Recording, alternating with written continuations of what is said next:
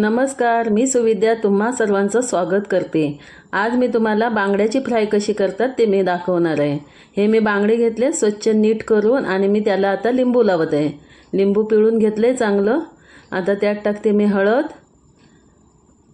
2 चमचे हळद टाकले। त्यानंतर टाकते लाल तिखट, मालवणी मसाला आहे हा।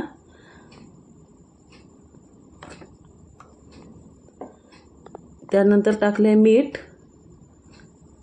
मीठ आपल्याला थोडं लावून घ्यायचं आहे, नंतर आपल्याला पुन्हा एकदा मीठ वापरायचं आहे। नंतर टाकले आल्या लसणाची पेस्ट, 1.5 चमचा आलं लसणाची पेस्ट लावले। तिखट, मीठ, हळद असं सगळं आणि लिंबू। आता त्याला छान लावून घ्यायचं आहे। छानपैकी मी लावून घेतले बघा सगळं आणि मी 10 मिनिटं असंच ठेवणार आहे।